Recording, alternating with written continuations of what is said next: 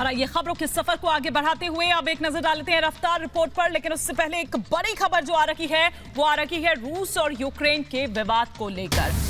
अब देखिए कि किस तरह से यूक्रेन पर रूस के हमले के बाद एक बार फिर से अमेरिकी राष्ट्रपति जो बाइडेन जो हैं वो सामने आए हैं, लेकिन इधर यूक्रेन के राष्ट्रपति यानी कि वोलोदिमीर ज़ेलेंस्की का दर्द छलका है। उनका यह कहना है कि यूक्रेन को रूस से युद्ध के लिए अकेला छोड़ दिया गया है।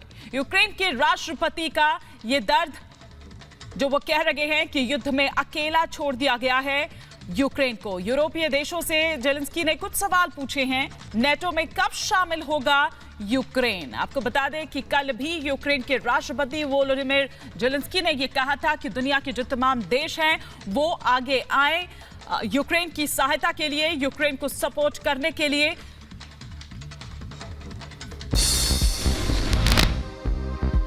यूक्रेन पर रूस के हमले के बाद एक बार फिर से अमेरिकी राष्ट्रपति जो बाइडेन सामने आए हैं। जो बाइडेन ने यह साफ कर दिया है कि अमेरिका और नाटो यूक्रेन के साथ हैं, लेकिन उनकी सेना यूक्रेन में जाकर रूस का मुकाबला नहीं करने वाली।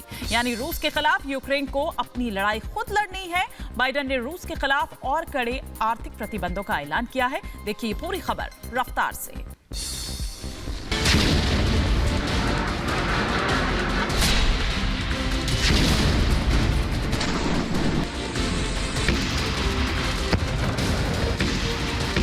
देखता रह गया सुपर पावर अमेरिका। नाटो की तैयारियां भी धरी की धरी रह गई। देखते ही देखते पुतिन ने यूक्रेन पर आक्रमण कर अमेरिका की धमकियों की पोल खोल दी। बार बार लगातार अमेरिकी राष्ट्रपति जो बाइडेन मीडिया के सामने आकर रूस के यूक्रेन पर हमले को लेकर दुनिया को आगाह करते रहे, रूस को गंभीर परिणाम भुगतने की धमकी देते रहे, अमेरिका और नाटो को यूक्रेन के साथ खड़ा बताते रहे। लेकिन एक बार फिर ये भी साफ कर दिया कि अमेरिका और नाटो यूक्रेन जाकर रूस के खिलाफ सीधी लड़ाई नहीं लड़ने वाले। यूक्रेन को अपनी संप्रभुता की ये लड़ाई खुद लड़नी होगी।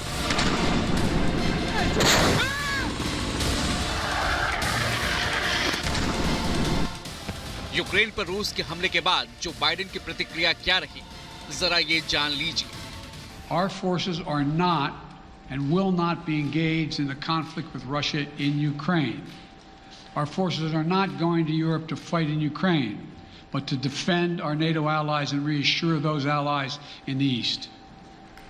As I made crystal clear, the United States will defend every inch of NATO territory with the full force of American power.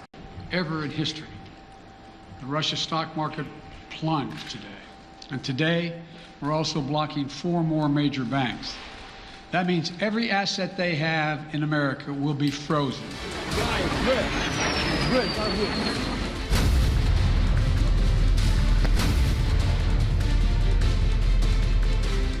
Biden ने एक बार फिर अपने प्रेस कॉन्फ्रेंस में वही किया जो अब तक वो इस मुद्दे पर करते आ रहे थे। पुतिन को अंजाम भुगतने की धमकी दी और कहा रूस का यूक्रेन पर हमला अन्यायपूर्ण है। रूस ने पूरी तैयारी और सोच विचार के बाद यूक्रेन पर हमला किया है और इसका अंजाम उसे आर्थिक तौर पर भुगतना होगा। Putin is the aggressor. Putin chose this war, and now he and his country will bear the consequences. You heard the speech he made, almost an hour's worth of speeches, why he was going into Ukraine. He has much larger ambitions in Ukraine. He wants to, in fact, reestablish the former Soviet Union. That's what this is about. And I think that his ambitions are completely contrary to the place where the rest of the world has arrived.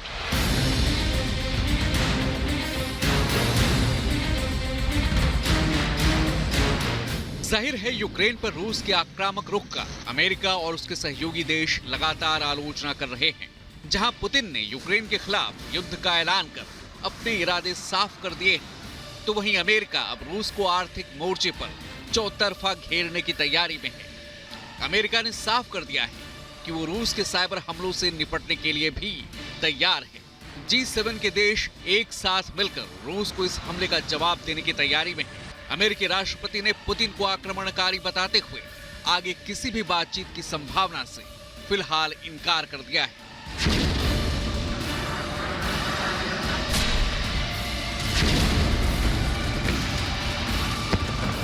Bureau report, Republic Bharat.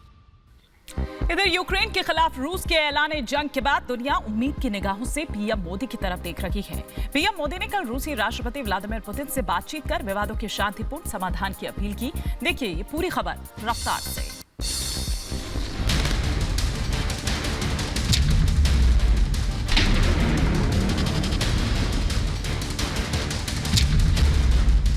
Ukraine के खिलाफ रूस के ऐलान जंग ने दुनिया की नींद उड़ा दी है। अमेरिका और उसके सहयोगी देश देखते रह गए और प्रतिबंधों की धमकी को धता बताकर रूस ने यूक्रेन पर हमला करने का ऐलान कर दिया।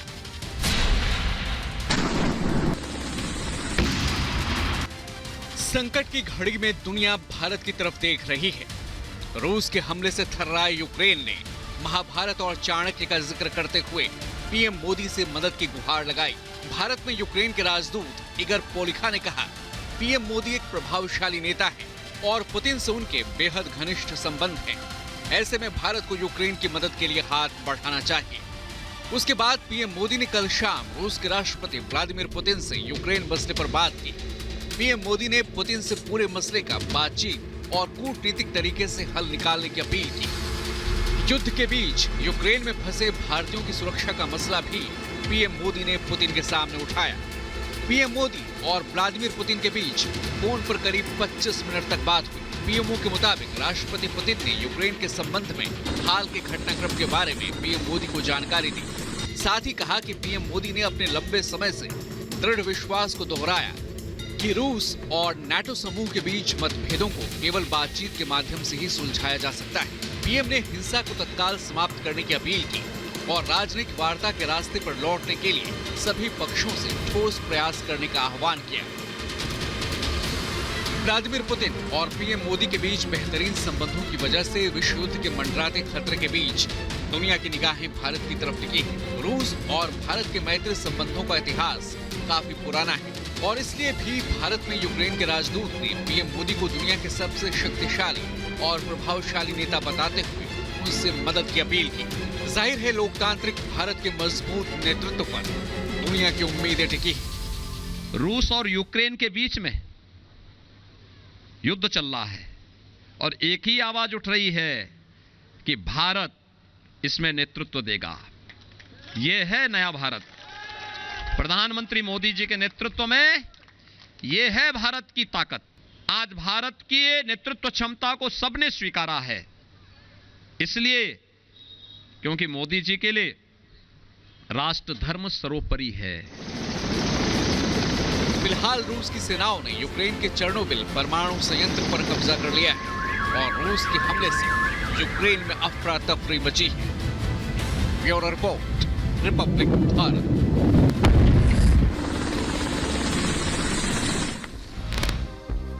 इधर यूक्रेन पर रूस के हमले ने पूरी दुनिया को सख्ते में ला दिया है। दोनों देशों में तनाव तो करीब 2014 से ही था, लेकिन पिछले 2 से 3 महीनों में ये बढ़ता ही चला गया। रूस ने बेलारूस के साथ युद्धाभ्यास किया और धीरे धीरे अपनी ज्यादातर सेना यूक्रेन की सीमा पर खड़ा कर दी और फिर 2 प्रांतों की आजादी को मान्यता दे दी और अब यूक्रेन पर हमला हो जाता है। देखिए ये पूरी खबर।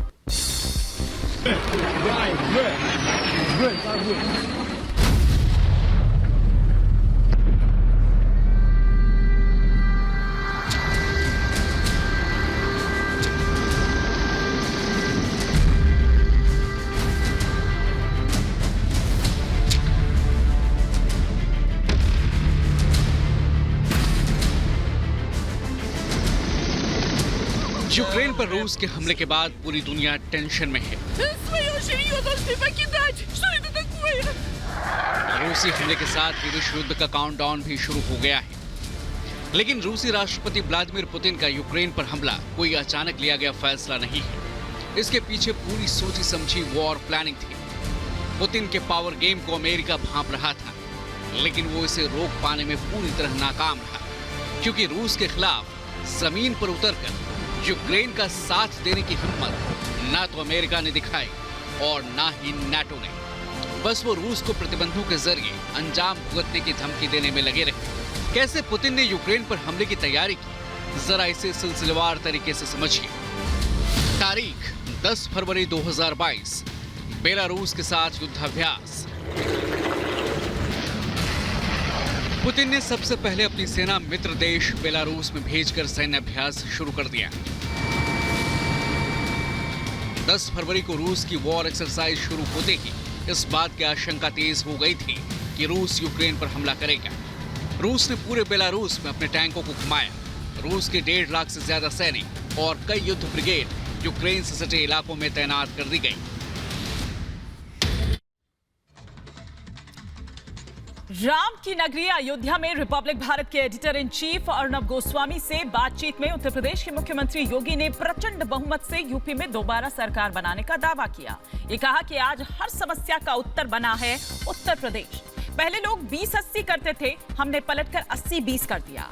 यूपी सीएम योगी से बातचीत पर देखिए हमारी ये खास रिपोर्ट।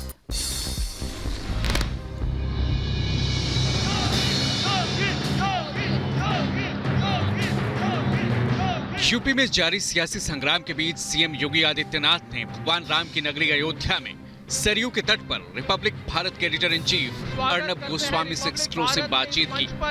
योगी जी बहुत बहुत धन्यवाद। भारत माता की जय, भारत माता की जय। इस दौरान सीएम योगी ने 80-20 वाले सवाल पर विपक्ष पर जोरदार प्रहार किया। पूछता है भारत कि योगी जी आपकी गणित 80-20 पे अटक क्यों गई? देखिए, हमने कहा ना, विकास सबका, सम्मान सबको, सुरक्षा सबको, लेकिन तुष्टीकरण किसी का नहीं। राम मंदिर के मुद्दे पर सीएम योगी ने विपक्ष की बोलती कैसे बंद की, जरा वो भी सुन लीजिए। आज वे लोग फिर से कहते हैं कि हम सत्ता में आते तो हम भी राम मंदिर बना देते।